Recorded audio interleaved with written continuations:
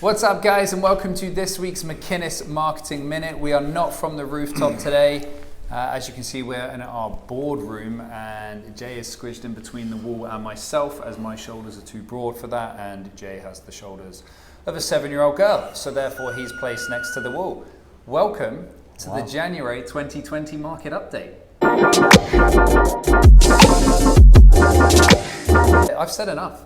You carry on. Done? Okay. So things have continued in this market, but things have continued activity-wise up into the higher price points. They have. So we're going to get into some numbers here that highlight that. Yeah, so we've got a few numbers for you based on Vancouver, Eastside and Westside, and then we've got a broader scope for you as well for Greater Vancouver for the board. We're trying to give you, as well as we can in like 10 minutes, the micro and the macro market at the moment as well, based on the update. So without going too much into inventory, because we did that last week, which we'll put a link up which you can click to if you want to read a little bit more about that or watch the video about that.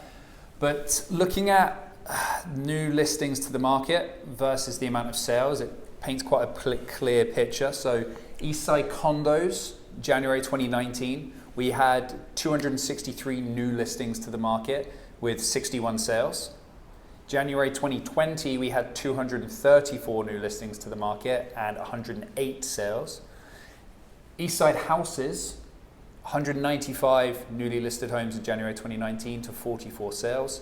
120 new listed Eastside houses in January 2020 versus 53 sales. Okay, I'm going to do the other half. Westside Condos.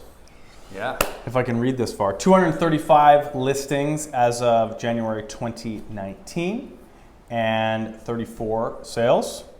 And January 2020, 144 listings with 35. So same absorption, half the inventory. Very interesting. Westside Houses, 728 listings a year ago and 163 sales. And 592 listings January 2020 to 240. So quite a lot less inventory, but substantially more sales. Yes, we've continued to come down on the inventory and rise higher in sales. That paints the picture for Eastside and Westside, which is why probably a lot of you who are playing in that market right now have noticed quite a difference across a broad range of pricing when it comes to multiple offers, just the rush in getting in, what places are actually selling for, so on and so forth. And we're seeing a lot in that entry house price point. We talked a lot about that, the price point to the top of condos and the beginning of houses really came down, and we're now seeing a lot of multiples in that entry house price point as well. Yes. Which has been interesting. Yeah, and so in terms of sales for the greater spectrum of Greater Vancouver, it was actually a 42.4% increase from January 2019 to January 2020. However, I do want to, of course, like to live as an eternal optimist, but I do think it's important, and if anyone watches us, you'll know how much we're not really a fan of the 10-year average, but we are 7.3% below the 10-year average, which doesn't paint anything towards our market now, but when you put it in perspective, I think it's very easy to get caught away and think that things are going back to crazy, and that's not the case. And as we can see, prices are just steadily increasing, like 0.8% from December 2019 to January 2020.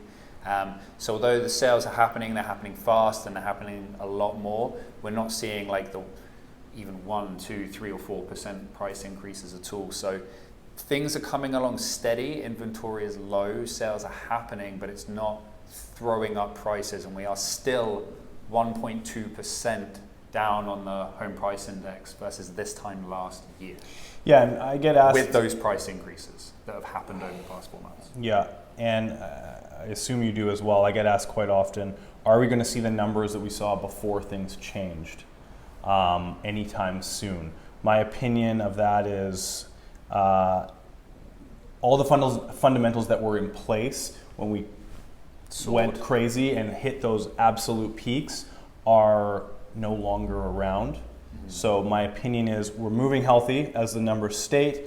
Activity's picked up again, but as you said as well, the pricing has started to tick up slightly, but we're not seeing that dramatic increase, and I don't think this is kind of a goal that people should be holding out for in the short term whatsoever. No, definitely not. I mean, you're setting yourself up for failure. We've been saying it for months now, and there is such a wealth of proof and evidence now that if you're a seller, this market is all about pricing accurately. If it's priced accurately, it will sell, and it will sell fast. If it's not priced accurately, it's not a case of I'm just going to sit there for 6 months and then I'll sell.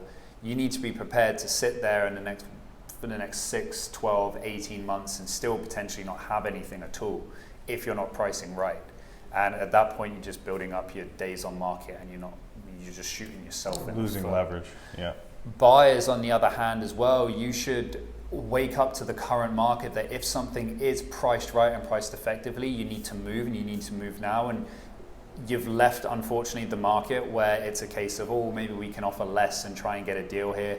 There's been a lot of people we've even dealt with going into multiple offers that have wanted to put something in like 100 grand, 150, 50 grand below the asking price. And we're having agents turn around and say, don't even submit. And to have an agent saying just don't even put in an offer is amazing. Like it doesn't happen often because it's business. So you're not going to be getting your big, large prices. The market has changed from this time last year. You're fighting in a different field right now, and I think that's probably one of the hardest things for buyers right now is adjusting to that mindset after what they've been told the last 18 months.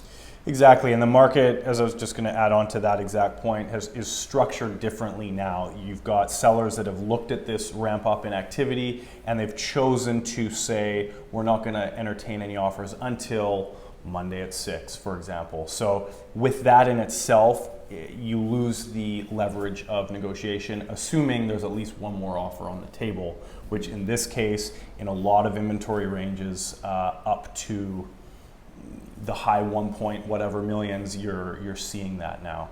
So the market has definitely changed. If you are a buyer, again, working with an agent, getting the comps and knowing exactly what it's worth and acting accordingly. And always remember, if you go into a multiple offer situation and you have at least one other party that you're competing with, unfortunately you lose the leverage of negotiation in that and have to put your best foot forward. So offer accordingly based on what you're looking at and know the numbers and be successful with the facts.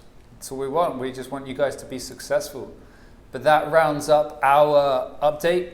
Is that watch strap color coordinated to your suit? This watch strap is color coordinated to my suit. It was and by your accident. socks. And these socks are also ankle, male cleavage. Do you know that? The ankle is the male cleavage. You've told me many times over the last 2 years. I'm just a embodiment of happy little coincidences. That's unbelievable. Do you actually have more than one strap for that watch? Or is this just totally coincidental? It is totally coincidental. For the video, of course. It's just, like I said, a body full of happy little coincidences.